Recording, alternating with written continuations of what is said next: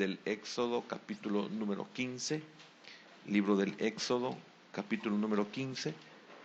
Vamos a leer el versículo 22 hasta el 27.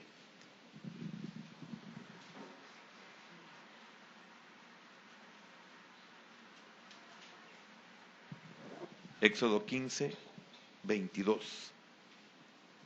Dice así la palabra de nuestro Dios. E hizo Moisés que partiese Israel del mar Rojo, y salieron al desierto de Chur, y anduvieron 3 días por el desierto sin hallar agua.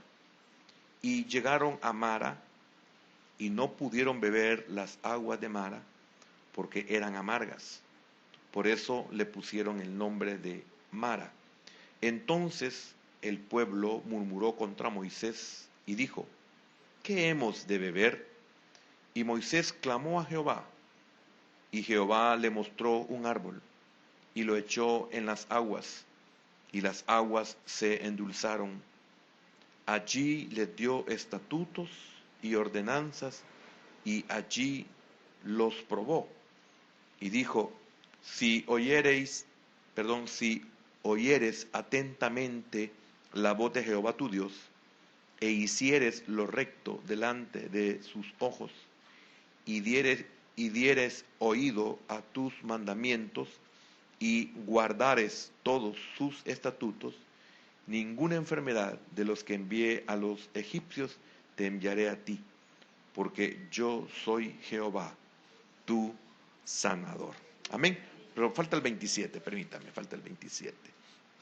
Y llegaron a Elim, donde había 12 fuentes de aguas y 70 palmeras, y acamparon allí junto a las aguas. Amén.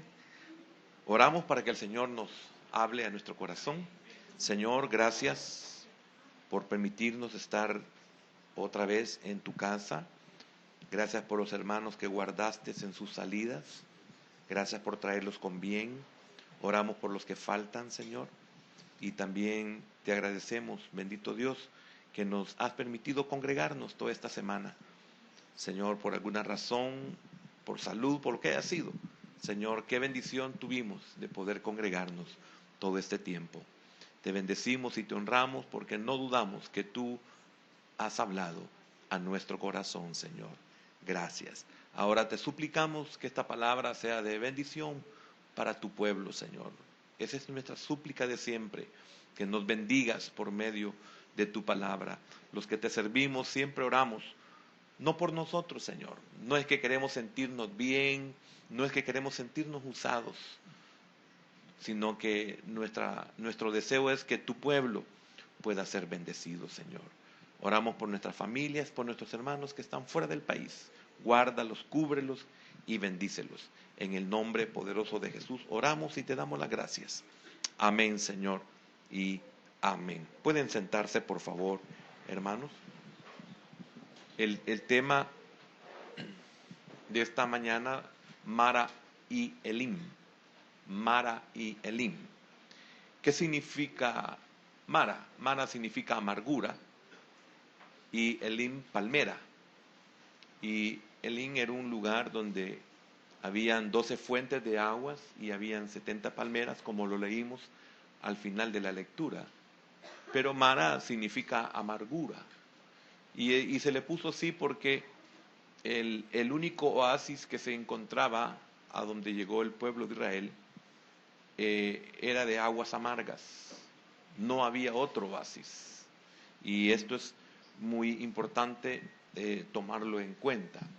Y también la forma en la cual Dios resuelve. Y muchas veces nosotros nos encontramos en situaciones difíciles porque no hemos aprendido a resolver.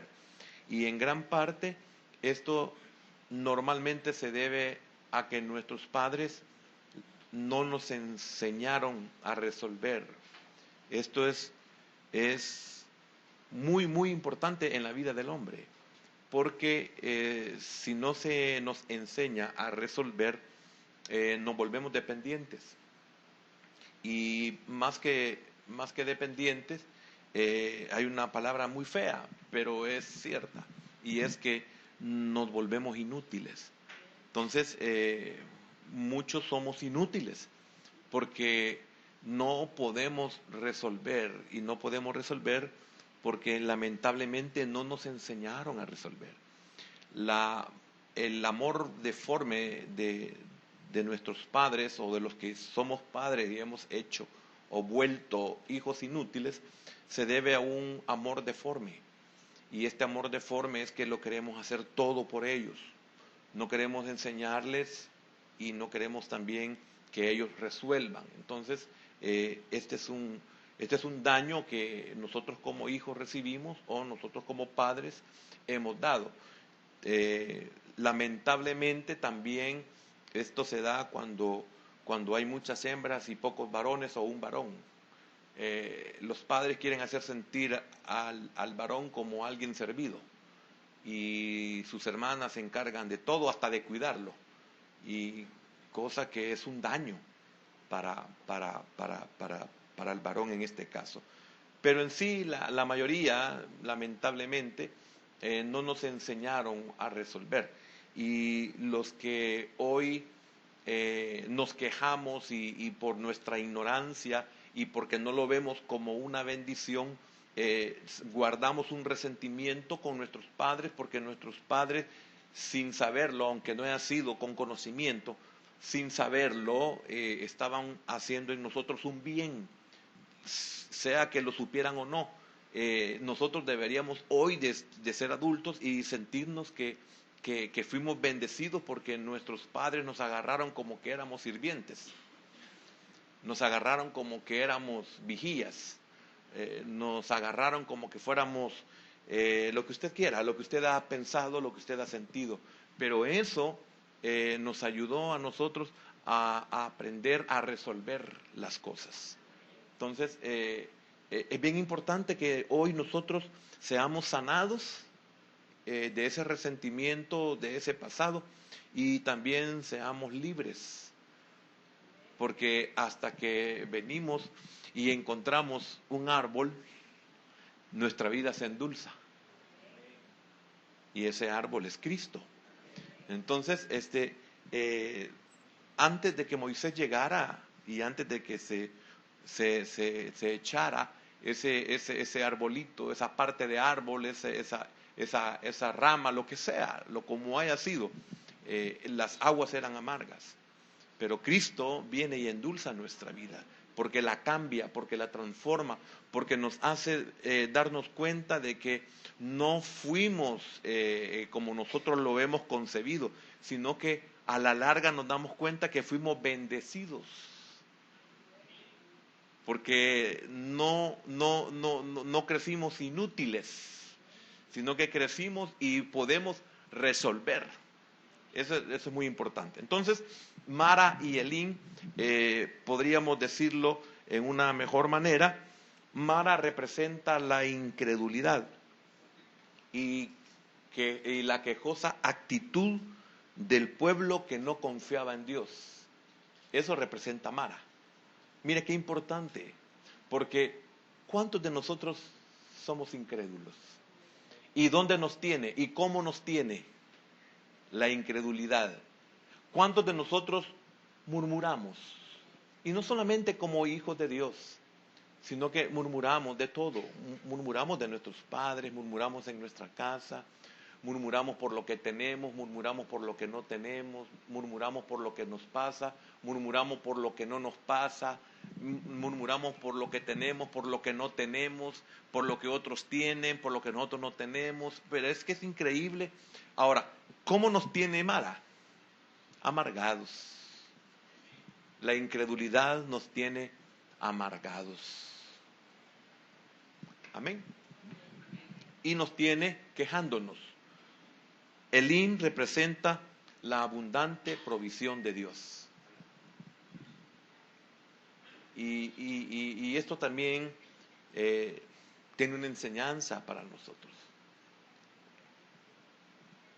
La abundancia o la abundante provisión de Dios.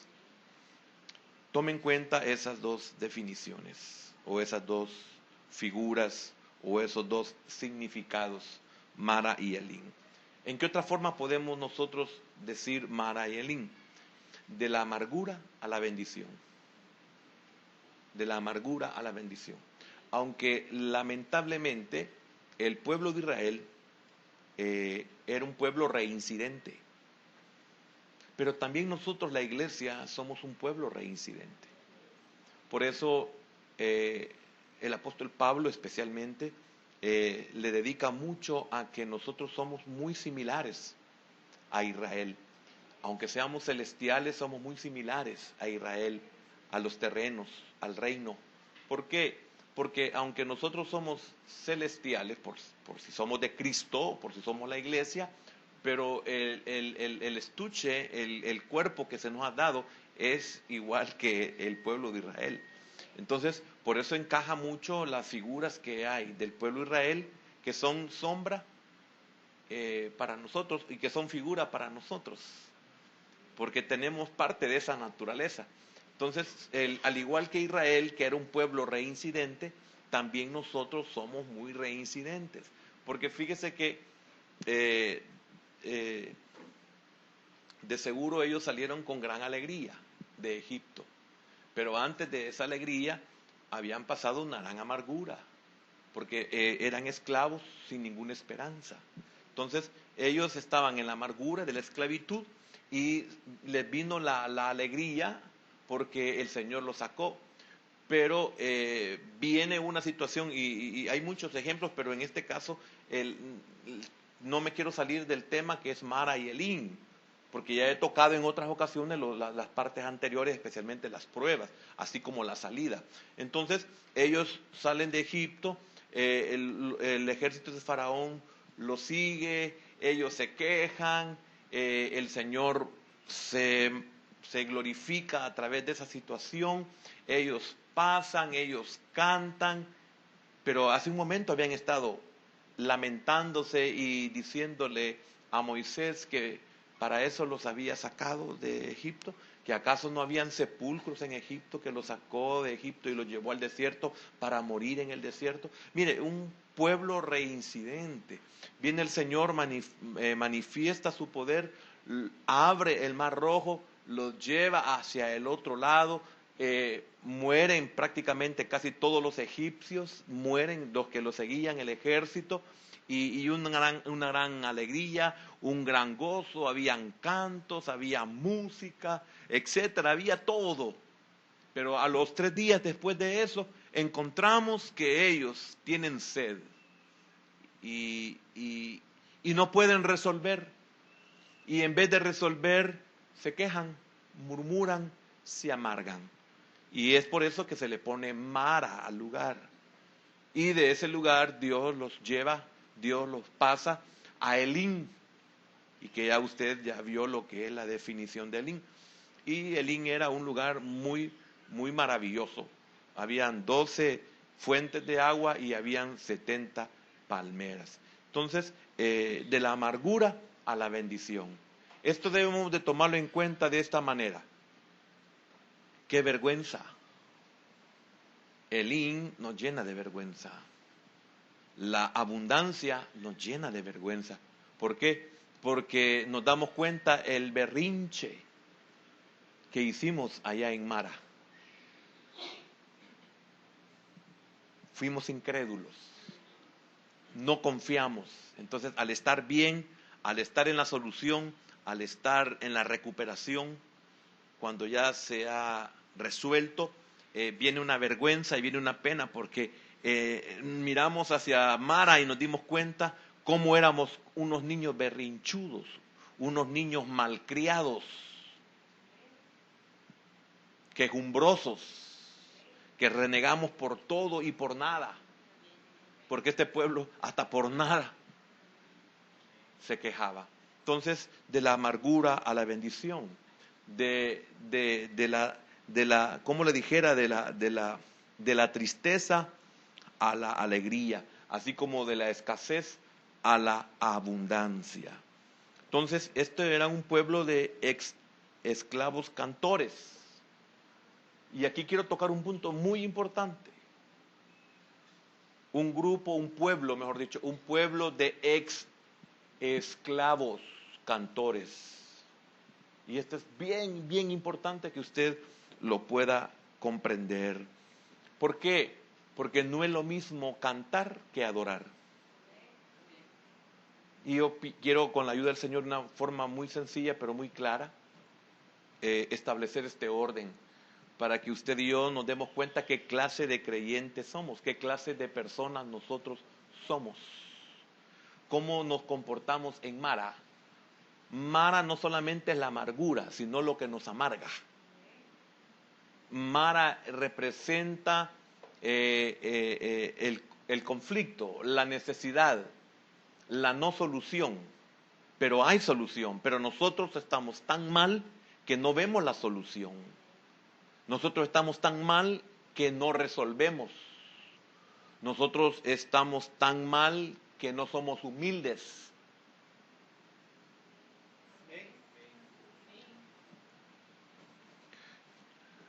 No es lo mismo cantar que adorar. ¿Quién es el que canta? Y que no es adorador, lógico. El que canta solo es agradecido en su provisión. El que canta, el que solamente canta y no es adorador, es el que es agradecido en su provisión. Es aquel que es sanado después de haber estado enfermo. Es aquel que tiene solución después de encontrar un problema y un conflicto, una necesidad. Ese es el que canta. El que adora lo hace en todo tiempo. El que adora lo hace en todo tiempo. El que canta únicamente canta después que Dios lo ha bendecido. El que canta es el que canta después porque Dios le resolvió. Pero el que adora, como dice David, que es figura de la iglesia en el tiempo del Antiguo Testamento, porque por eso se habla del tabernáculo de David y no del tabernáculo de Moisés, que representa el sacerdocio aarónico. Encontramos en el Salmo 34:1 que dice David: bendeciré a Jehová en todo tiempo. Su alabanza de continuo en mi boca estará. ¿Ve la diferencia? David no está diciendo, gracias, bendeciré a Jehová en todo tiempo, su alabanza estará de continuo. Oiga, estará de continuo en mi boca. Pero el que no es adorador solo canta cuando le va bien. Solo canta cuando hay una razón por qué cantar. Estos cantaban porque habían sido salvados de la muerte por el ejército de Faraón. Pero también antes habían sido libertados de la esclavitud. Ahora, una pregunta, ya que como no es una enseñanza de alabanza lo que estamos dando, sería bueno que nos preguntemos, ¿qué somos nosotros? ¿Somos cantores o somos adoradores? Porque el cantor solo canta en el culto, y a veces ni en el culto. Y otros que ni en el culto cantan ni tampoco afuera del culto. Entonces, la pregunta es, ¿qué son? Inconversos, ¿verdad? Pero hay una diferencia entre cantar y adorar. El canto era y es una expresión de amor, porque aquí es que es cantar y que es adorar. Dos cosas, ¿qué es cantar? Y qué es adoración. El canto era y es una expresión de amor y agradecimiento. Pero lamentablemente, si no es adorador, este canto no es permanente. Y el que es adorador, cuando canta, canta por amor y agradecimiento permanente. La adoración es un canto y una actitud de amor y agradecimiento por lo que Él es. Por eso se canta. No por lo que Él ha hecho por mí. Esto lo hace solamente el que solamente canta. Pero el que canta porque es un adorador, no es por lo que Él ha hecho por él. No es porque hay una condición. No, el adorador canta, adora de una forma incondicional. El que no es adorador, él canta por condición. Es que Dios me ha bendecido. Es que canto porque Dios me ha ayudado. Es que canto porque Dios me ha prosperado. Pero el que es adorador hace lo mismo, solamente que es permanente, porque Dios lo bendice y él sigue cantando y sigue adorando. Pero siempre lo ha hecho. No lo ha hecho por lo que Dios ha hecho con él. No sé si me doy a explicar. No es por lo que él hará por mí. Por eso lo adoro. No es por lo que él hará por mí, sino que yo lo adoro en todo tiempo. No por lo que está haciendo por mí, hablando de un presente. Entonces, la gratitud sobrepasa todo entendimiento. La gratitud sobrepasa todo entendimiento. ¿Por qué? Porque es algo que sucede solamente en nuestro corazón. La gratitud no puede ser comprendida. Por eso, la gratitud no nos detiene a nosotros en expresarle al Señor lo que sentimos, y lo expresamos con nuestro cuerpo, lo expresamos con nuestra boca. La gratitud llega a superar la crítica que podamos recibir, o los malos pensamientos o las cavilaciones que los demás puedan tener hacia nosotros.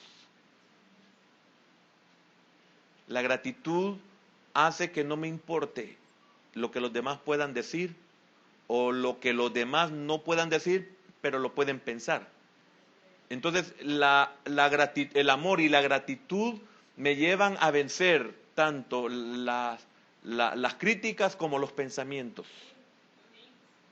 No me importa lo que piense quien me vea, quien me oiga. El amor y la gratitud me llevan a mí a ser adorador permanente. Entonces, repito, es algo que sucede solamente en nuestro corazón. Nadie lo puede medir, nadie lo puede sondear. Lo que yo siento, nadie, solo Dios. Por eso es tremendo cuando el Señor le dice a su siervo, el profeta Samuel, es que el hombre ve lo externo, pero yo veo lo de adentro, o sea, yo veo el corazón. Entonces, esto es muy importante porque nadie puede saber por qué estoy llorando. El que canta me juzga de que algún problema tengo. El adorador debe decir, se está metido en la presencia de Dios, porque él por eso llora. El que canta sabe que se llora por un problema, por una tristeza, por un dolor, por una pérdida. Ese es el que canta. Pero el que adora no le pasa eso por la mente. Es tremendo, pero es la verdad. Es para que usted se dé cuenta si es cantor o es adorador. Fíjese que aún aquellos que tratan la manera de ministrarnos están en este mismo nivel de cantor o adorador, aunque tengan un don. Porque a veces llegan a decirle palabras a uno que no tienen nada que ver con lo que uno está viviendo. Algunas veces le llegan a decir a uno que el Señor nos perdone, y a veces lo que nos está pasando es estamos sumergidos en gratitud y en amor en la presencia del Señor, y nos llegan a decir que estamos mal. O nos llegan a decir de algo que nos duele en el cuerpo cuando no es nada de eso lo que está pasando en nuestra vida. Porque el hecho de que usted padezca de la espalda no significa que está tirado porque Dios quiere que le sane la espalda. ¿Y cuántas veces llegamos a ministrarle a la espalda? ¿Solo porque sabemos que padece de la espalda? Vea los errores en los que nosotros caemos y lo que sienten y lo que piensan aquellos que estamos en la presencia, muchas veces, en la presencia del Señor, y llegan a decirnos o a ministrarnos algo que no tiene nada que ver. De seguro solamente es un cantor. Es bien delicado esto. Y yo le pido siempre al Señor en oración que eso que se enseña y que es en algunos es una verdad, no lo detenga usted en hacer lo que Dios le pone en su corazón. Lo único que usted tiene que estar consciente es que usted está siendo obediente al sentir de Dios. Y está consciente de que no es su sentir, que no es su pensar o no es su saber de la persona. Porque esto nos pasa exactamente a los que predicamos la palabra. Son temas que nosotros ya hemos enseñado, pero esto es lo que Dios quiere que toquemos. Yo lo tengo que hacer por obediencia, no porque ya lo compartí o ya lo compartieron otros. Porque de seguro algo de bendición, si esto viene de Dios, trae bendición. Entonces, yo tengo que ser obediente en esto. Amén. Este canto que ellos hicieron, entendemos que contenía algunas cosas. Celebraban la victoria de Jehová, no la de ellos, porque ellos no hicieron nada más que atravesar el camino que abrieron, o que abrió, mejor dicho, el Señor. Entonces, estos celebraban la victoria del Señor. Esto levantaba los corazones del pueblo. Ellos acababan de salir de Egipto y acababan de vivir una aflicción. Ellos eran débiles, pero esto vino a fortalecer por dentro y por fuera la vida de ellos. Esto magnificaba al Señor Todopoderoso. Después de haber sido liberados de gran peligro, cantaron con gran gozo. Pero lamentablemente, del versículo 22 en adelante, mostraron que no eran adoradores. Y era normal, acababan de salir de Egipto. Pero quiero decirle algo, pero esto se volvió 40 años.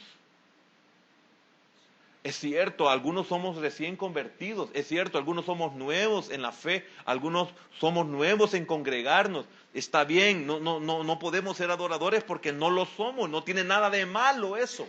Pero después de un tiempo, después de estar viendo la gloria del Señor y estar viendo la gloria del Señor y no ser adoradores, algo pasa en nuestros corazones. Entonces, eso es lo que hace que el desierto se vuelva extenso. Eso hace que el desierto se vuelva largo en tiempo. Eso significa que no es el tiempo todavía de salir del desierto, porque el desierto es lo que hará la obra de Dios en mí. Porque el desierto es lo que sacará todo lo que yo viví en Egipto y tengo de Egipto en mí. El desierto lo va a sacar. Y esas quejas y esa murmuración manifiestan que todavía Egipto está en mí. Porque todavía no he permitido que el desierto saque de mí muchas cosas. Entonces vemos aquí a un pueblo que iba rumbo a la tierra prometida. Un pueblo que iba rumbo a la tierra de Canaán. Entonces, si el Señor les puso en este caso a Moisés, si el Señor les puso a Moisés para que lo llevara a la tierra que Él les había prometido, significa que el Señor conoce el camino por el desierto. Y esto es muy importante que nosotros lo entendamos. Es que, óigame, normalmente nuestra vida es una vida difícil. Y de diferentes formas. En algunas veces es económica. En otras cosas son sentimentales o emocionales. En otras formas son en un sentido familiar, etcétera. De todas formas. Entonces, el Señor conoce el camino por el desierto. El camino es difícil. El camino está lleno de adversidades. El camino está lleno de necesidades porque hay una carencia de cosas increíbles. Pero yo debo de entender esto. El Señor conoce el camino por el desierto. Moisés, aparte de que el Señor conoce el camino, Moisés, su siervo, conduce al pueblo por el desierto. Mire qué tremendo esto. Él iba con ellos, porque se manifestó de muchas maneras. Pero aparte de ello, visiblemente les había dado un caudillo, visiblemente les había dado un líder que ya había recorrido, ya había transitado ese desierto, ya había pasado por ahí. Mire qué tremendo es Dios. Y Él lo podía haber hecho solo. Sin embargo, les dio a un líder que tenía ese conocimiento y tenía esa capacidad. Así también les había dado la nube, la columna, la roca, para guiarlos. Y nosotros lamentablemente, como no vemos la nube, porque somos la iglesia, no somos Israel en el desierto, como no vemos la columna y como no vemos la roca, nosotros creemos que estamos solos. Pero mire de todo lo que Dios nos ha provisto. Y aún así nos quejamos. Y aún así murmuramos y aún así nosotros nos amargamos. Quiero decirle algo, nosotros como cristianos no deberíamos de ser amargados, pero lo que más sale de nosotros es hiel. Y es por eso que, como decía el hermano que predicó, el hermano Mauricio predicó, que la mamá le quitaba la hiel a la gallina porque no amargaba toda la sopa y toda la gallina. Y usted no se da cuenta que amarga toda la casa. Y yo no me doy cuenta que amargo a toda la casa. Y que yo puedo amargar a toda la iglesia. Muchos no estamos conscientes de eso. Que amargamos nuestra casa, amargamos el matrimonio, amargamos a nuestros hijos, amargamos todo.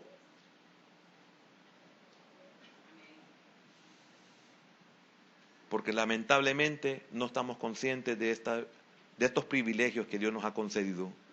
Entonces, encontramos nosotros en este desierto grandes lecciones para nuestra vida. El versículo número 23,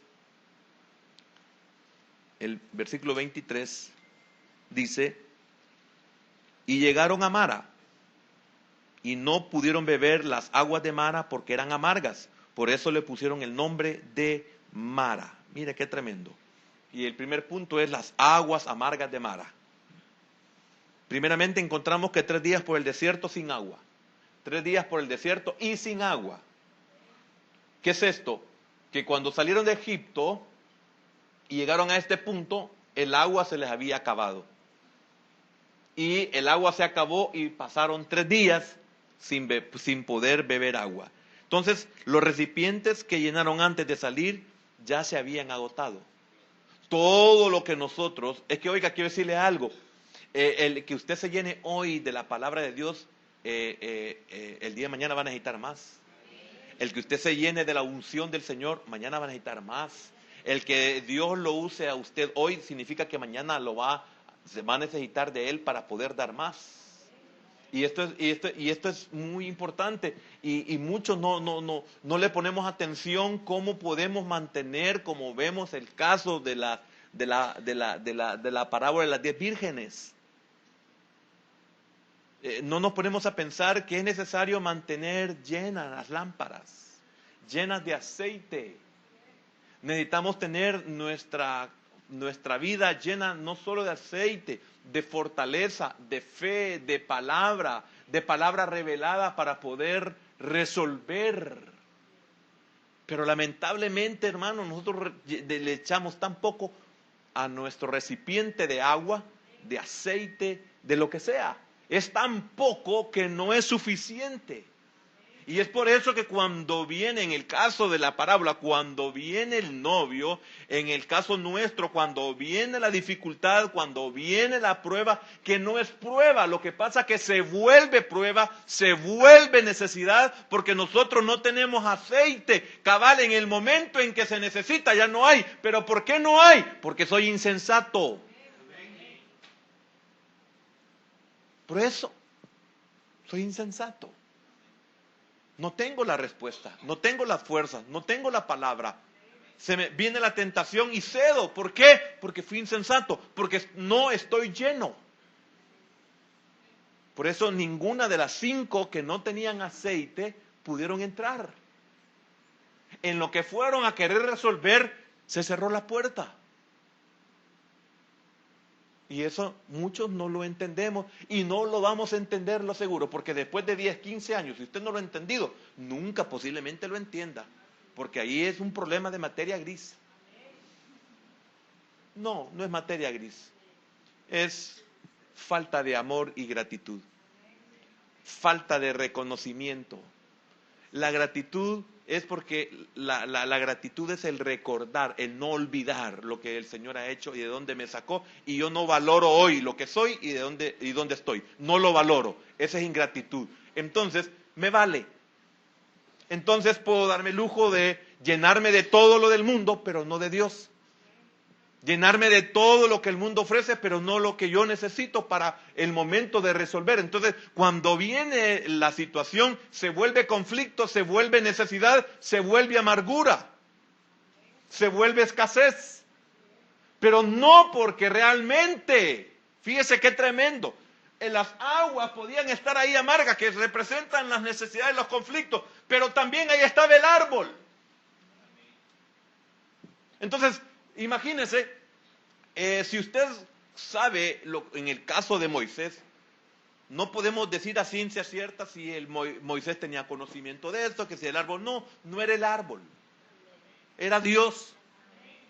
Moisés sabía usar a Dios, sencillamente. El agua estaba ahí, para Moisés no era problema eso. ¿Por qué? Porque posiblemente él no sabía qué hacer, pero él pudo orar. No se amargó, lo amargaron. Espero que me dé a entender lo que estoy diciendo. Amén. Entonces los recipientes que llenaron antes de salir ya se habían agotado. Nuestro corazón necesita que se vuelva a llenar durante el camino. Había agua en Mara, pero era amarga. No había otro manantial, o sea, no había otra solución. No había otra solución, solo esa agua hay. Pero oiga, qué tremendo. ¿Pero de cuál agua bebieron? El agua era la misma. Lo único que antes era amarga y hoy es dulce. Pero el agua era la misma. Entonces, ¿cuál era la solución? Entonces, esa era la provisión. Lo que pasa que dependiendo si somos cantores o adoradores, vamos a ver la provisión. Si somos cantores, la vamos a ver amarga y la vamos a sentir amarga. Pero si somos adoradores, esto amargo sabemos que lo vamos y se puede convertir en dulce. Esto inútil se puede volver útil. Esto malo se puede volver bueno. Esto que nos sirve se puede volver servible. Y el recurso estaba ahí siempre. El árbol siempre estuvo ahí. Pero, ¿quién utilizó el árbol? ¿Y qué les pasaba a los que no utilizaban el árbol? Ellos no sabían cómo usar el árbol. ¿Se da cuenta que nosotros tenemos la solución? Nosotros tenemos los recursos, pero no los vemos. Y si los vemos, no sabemos utilizarlos ni cómo se pueden utilizar. Y lamentablemente esa es una verdad en nosotros. Tenemos los recursos. Porque dice, o si no, borremos esa cita bíblica, si no es verdad. No he visto justo desamparado ni su simiente que mendigue pan.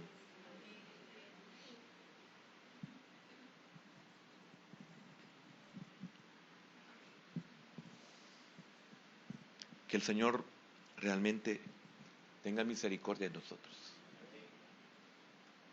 Moisés estaba aprendiendo a pesar de que había sido enseñado 40 años, pero estaba aprendiendo. En este caso había un árbol, echó el árbol, lo que haya sido la rama, lo que haya sido, lo echó en las aguas y las aguas se transformaron. El recurso ahí estaba, la solución ahí estaba, la respuesta ya estaba ahí. Cuando el conflicto anterior de los egipcios y que ellos estaban cercados por el mar, y fíjese qué tremendo, para ellos no había salida, y lo que ellos veían como algo que estaba en contra de ellos, fue lo que hizo que murieran todos los egipcios. ¿Ve qué importante es confiar en Dios? Este mar no nos deja pasar. Y se quejaron. Pero ese mar es el que iba a acabar a todo ese ejército. No sé si me doy a entender. Y nosotros como maldecimos Mara, ¿verdad? O sea, por el hecho de que Mara es el agua amarga. Se puso Mara por ellos. No se llamaba Mara. Qué tremendo, nosotros maldecimos aquello que Dios tiene para bendecirnos a nosotros. Ahora, lo que necesitamos es echar el árbol sobre las aguas. Lo que necesitamos nosotros es echar a Cristo sobre aquello que para nosotros es lo único que tenemos.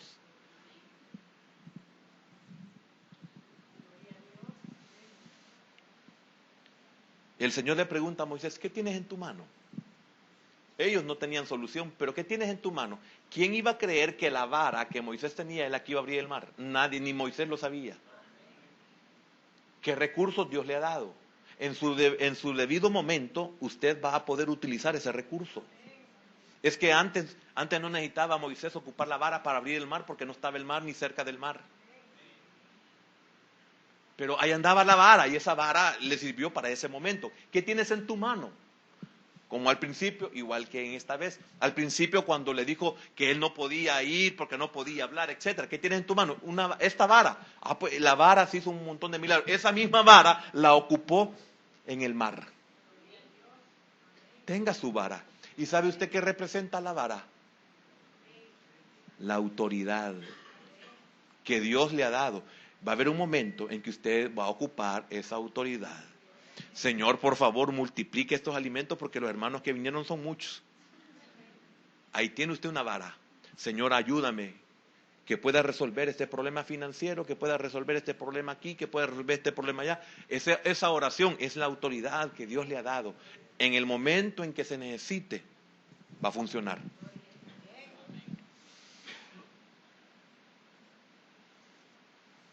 Imagínese qué tremendo que esta mujer se iba a morir con su hijo, el de Sarepta, la viuda. Se iba a morir porque dijo, solo me queda este poco de harina y este poco de aceite. Imagínense, solo me queda este poco estoy repitiendo porque me gusta hacer énfasis. Algunos tenemos que decir, sí, amén, Señor, sí. Solo tengo este poco de harina y solo tengo este poco de aceite. Y qué tremendo que el Señor le está diciendo a través del profeta a ella que de ese poco de harina y de ese poco de aceite ella vivirá. Tu vida está en este poco de harina y en este poco de aceite, pero tú no lo ves así, pero ahí está tu vida, ahí está tu solución, esa es tu provisión. Con tus ojos miras que es poco, pero eso yo lo voy a multiplicar en su debido momento.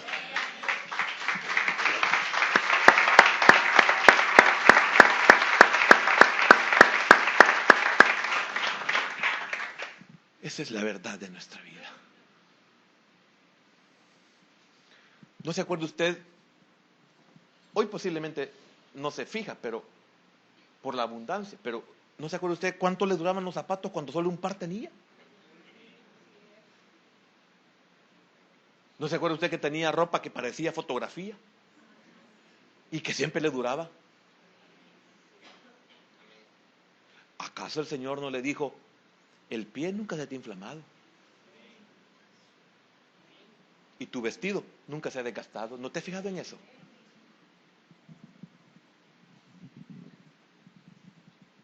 Entonces, por eso ellos nunca se amargaron. Porque nunca necesitaron. Pero si los zapatos se les hubieran desgastado, se hubieran amargado. Si el vestido se les hubiera desgastado, se hubieran amargado. Pero ni cuenta se dieron. Ahí les dice Dios, les voy a decir algo que ustedes jamás han notado. Mira tu zapato, mira tu pie, mira tu vestimenta. ¿Se ha gastado? ¿Se ha envejecido? Ni cuenta te has dado que haya estado siempre.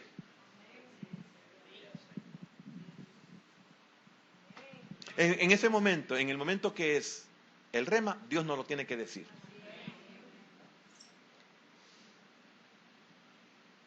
Podemos tener experiencias amargas en este desierto, pero es una escuela. Y a nosotros la escuela, en la gran mayoría, no nos gustaba la escuela. Había que madrugar, había que bañarse.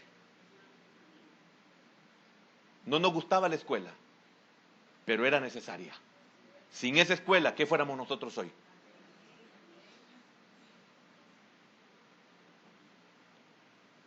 Este desierto no era así nomás, era una prueba. Dios tiene que probarnos constantemente.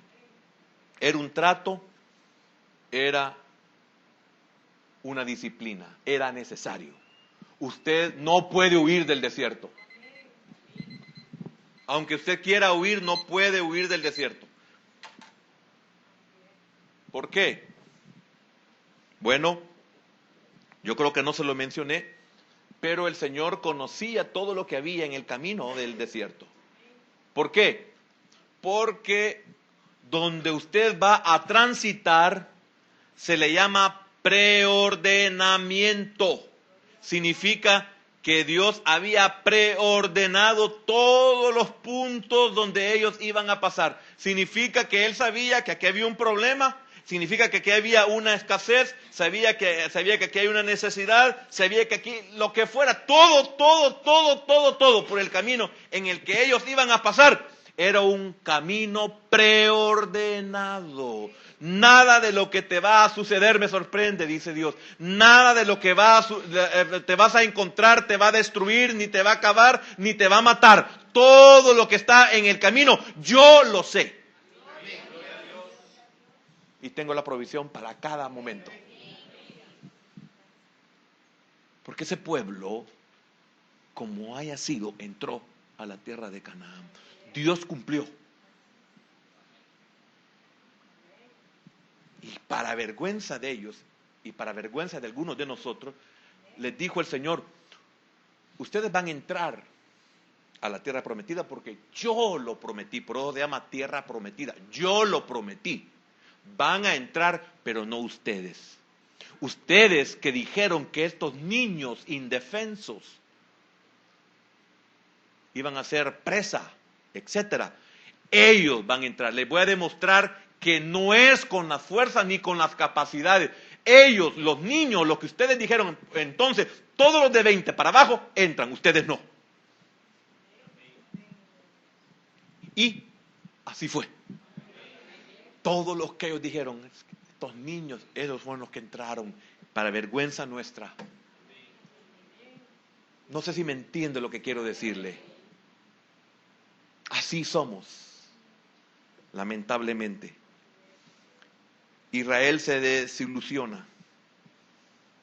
¿Por qué se desilusiona Israel? ¿Por qué se desilusiona usted?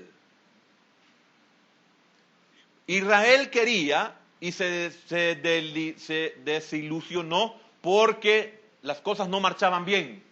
¿Usted entiende cuando dice es que las cosas no marchan bien? ¿Usted comprende esas palabras? Entonces, ¿por qué no marchan bien las cosas? Porque ellos no marchaban bien. Entonces, marchemos bien para que las cosas marchen bien. ¿Y cuántos queremos que las cosas marchen bien y nosotros no marchamos bien? ¿Cómo queremos que Dios nos bendice y nosotros no hacemos nada para que Dios nos bendiga?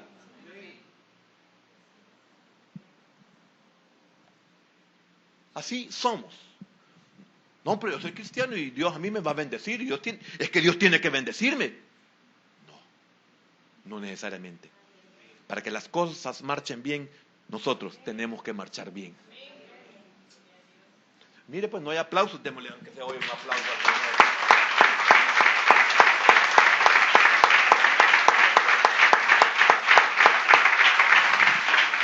Aleluya. Gracias, Señor. Es una verdad, hermano. Cuando pensamos eso, sí, Señor, es cierto. No marchó bien.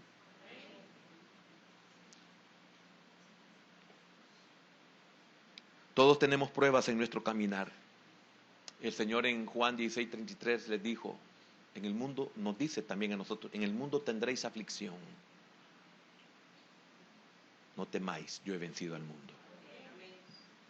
Y eso lo he entendido yo, ese preordenamiento, yo lo he entendido y le doy gracias a Dios. Mira, eso me ha ayudado a mí, hermano, a no hundirme, porque sé que todo está bajo el control de Dios. Esta prueba se presentó en el camino por el que Dios los guió. Por eso Dios lo sabe todo. Las palabras amargas contra Moisés, versículo 24. Entonces el pueblo murmuró contra Moisés y dijo: ¿qué hemos de beber? Qué tremendo, ¿verdad? Murmuró el pueblo. ¿Qué significa esto para nosotros? Las experiencias amargas no deben de amargarnos. ¿Amargas en qué sentido? Porque se llama Mara, las aguas amargas. Las circunstancias difíciles que están representadas en las circunstancias amargas no deben de amargarnos. Sí, esto es para que alguien se amargue, pero yo no debo de amargarme. Esto es para que esto me amargue, pero no me debo de amargar. Todo lo que está fuera de Cristo es amargo.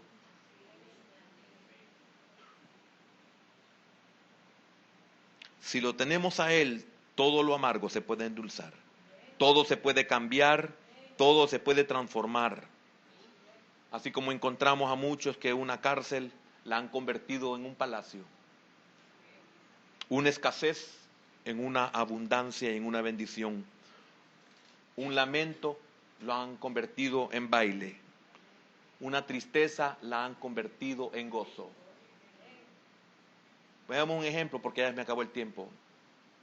En el libro de los Hechos, en el capítulo 16 del versículo 25 en adelante, encontramos que Saulo o Pablo y Silas cantaban después de que sus espaldas habían sido latigadas. Y no solo sus espaldas, de seguro sus espaldas y sus piernas. Y ellos cantaban himnos a Dios. Ellos cambiaron su lamento en alegría, su tristeza en alegría. Y usted sabe todo lo que pasó después. Amén. Cuando nos amargamos, no podemos ser bendecidos. No podemos ser bendecidos porque no vamos a ver la bendición. No podemos tampoco bendecir a otros. Si nos amargamos, no podemos bendecir a otros. También cuando nos amargamos, contaminamos a otros. Saúl se amargó contra David. ¿Por qué? ¿Cómo le fue? El hermano mayor del hijo pródigo se amargó cuando su hermano regresó. ¿Por qué? ¿Y cuáles fueron las consecuencias para él? Y muchas veces no nos percatamos de estas cosas. Versículo número 24. Entonces el pueblo murmuró contra Moisés y dijo: ¿qué hemos de beber? 25. Y Moisés clamó a Jehová.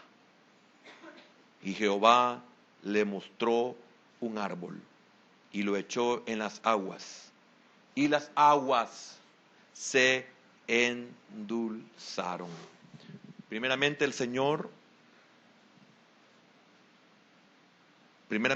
Moisés ruega, clama al Señor.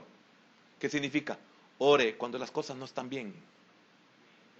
Oremos cuando las cosas no están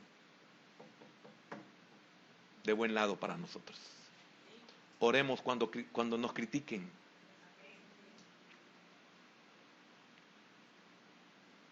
Oremos cuando no sabemos qué hacer.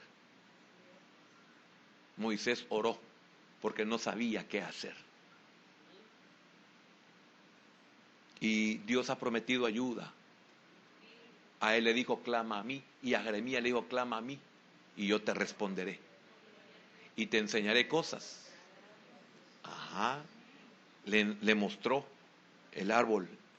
Ahí está la solución, le dijo. Cuando estemos así nos van a mostrar a Cristo y nos van a decir: Él es la solución.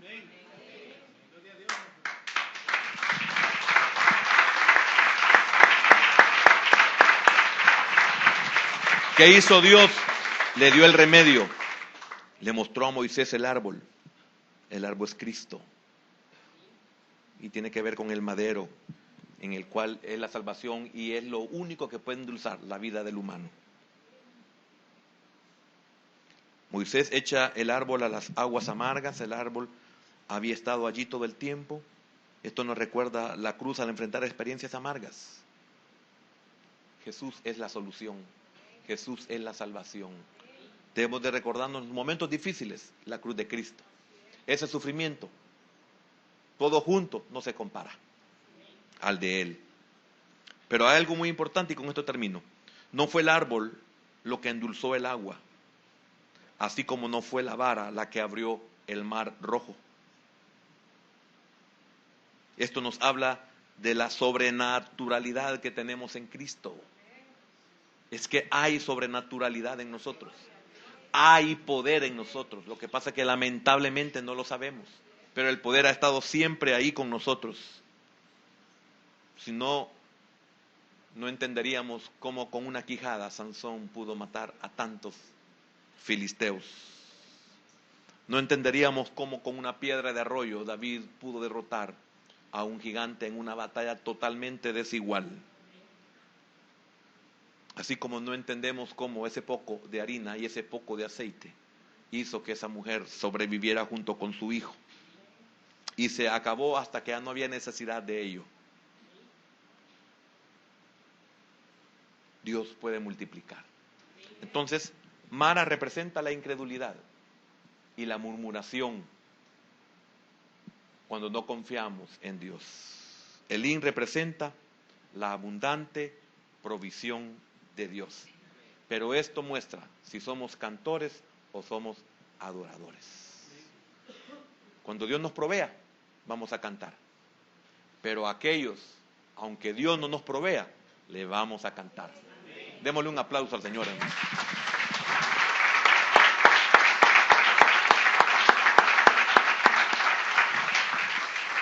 De Mara a Elín, de la amargura a la bendición. Cuando estamos en la bendición decimos, Señor, perdóname. Y ahí nos damos cuenta el ridículo que hicimos. No pudimos resolver en Mara. Repito, no pudimos resolver en Mara algo que era tan fácil. Y hasta que venimos a la abundancia, nos damos cuenta. Vamos a orar y vamos a pedirle al Señor que sea propicio. Bendito Dios. ¿Cuántos Mara es una prueba grave y grande para nosotros, Señor? ¿Para cuántos de nosotros Mara saca todo aquello que ha estado ahí concibiéndose, cavilándose en nuestros pensamientos? Perdónanos, Señor, porque somos como tu pueblo Israel, que somos reincidentes, que una situación que no es de muerte, porque hoy nos damos cuenta que nada ha sido de muerte, porque aún en nuestra vida miramos hacia atrás y nos damos cuenta que todas las veces que creímos que pereceríamos, no perecimos. Todas las veces que creímos que nos íbamos a hundir, no nos hundimos. Todas las veces que creímos que íbamos a quebrar, no quebramos. Todas las veces que creímos que no íbamos a resolver, resolvimos. Y así, hermano, tantas cosas que hoy decimos, Señor, perdónanos. Porque todo esto me enseña a que sencillamente soy un cantor y nada más. Porque mi alegría depende de que tú me bendigas. Cuando tú haces un milagro, entonces te canto y me alegro. Al igual que tu pueblo después que pasó el mar rojo. Y ver cómo los egipcios flotaban en las aguas del mar. Pero 3 días habían pasado y no había agua. Y no pudieron ellos confiar en Dios. Y se amargaron. Y ahí estaba la solución, el agua amarga, esa era la provisión de Dios. Pero lo amargo era una prueba para ellos. Porque ahí estaba la solución, hermanos. Dios siempre va a darnos la solución. Porque el caminar que llevamos es un camino preordenado. Dios sabe qué nos está esperando mañana. Pero Él quiere que nos preparemos hoy para enfrentarnos a ese mañana, que aunque no debemos de afanarnos, nos estamos preparando no pensando en mañana, sino recibiendo lo que Él le está dando hoy a nuestra vida, que nos servirá para resolver mañana.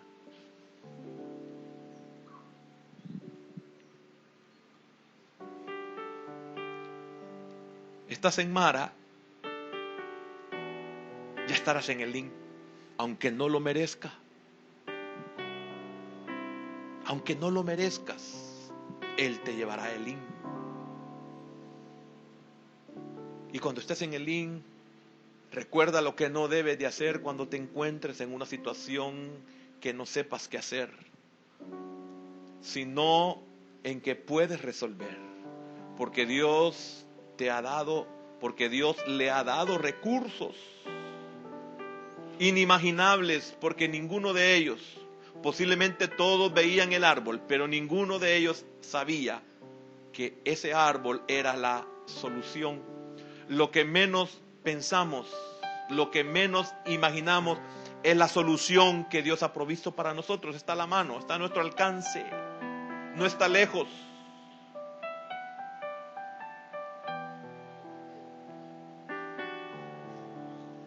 Señor, ayúdanos a que el desierto sea una bendición para nosotros, que podamos entender que el desierto es una escuela, es una prueba, es un trato, es una disciplina para mi vida muy necesario, y que esto me enseñará a mí a resolver, y no seré un inútil.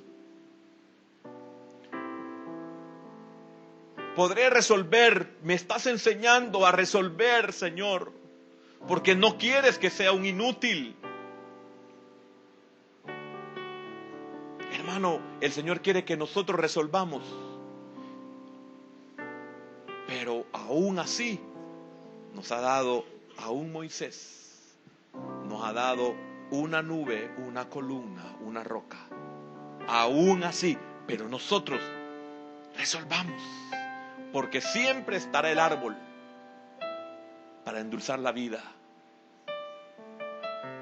Gracias, Padre, por tu bondad. Gracias por tu palabra, Señor. Y si hay alguien entre nosotros que nunca ha entregado su vida a Cristo, póngase de pie. Si hay alguien que quiere tomar el árbol que representa a Cristo. ¿Hay alguien entre nosotros que nunca ha aceptado al Señor y quiere hacerlo en esta mañana? Póngase de pie, ahí donde está. Entregue su vida a Cristo y endúlcela. Solo Él la puede endulzar. Solo Él puede cambiar la amargura en lo dulce. Gracias, gracias, Señor.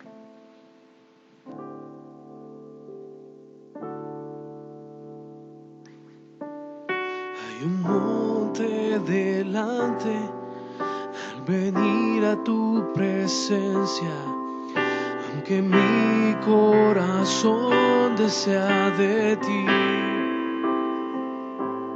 sin saber por qué mis oraciones parecieran caer, cada sílaba dicha ante ti. Ante tu trono, cansado de llorar, cansado de olvidar tu obra en mí.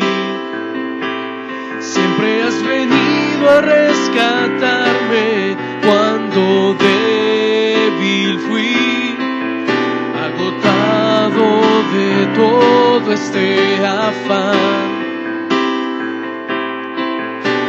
Cierro mis ojos, siento tu tierno abrazo, de la mano me llevas ante ti, y tu perdón me trae a tu trono, y te escucho decir con amor que nunca conocí.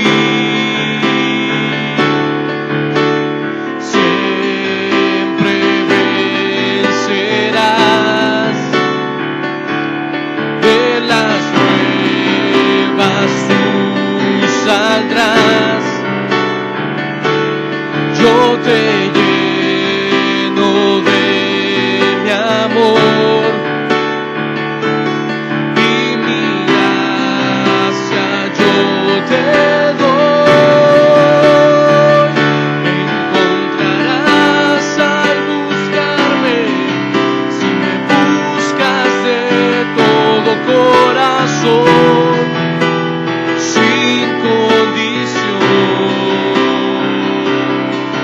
Si ves que el camino nunca parece terminar, ahí voy a estar.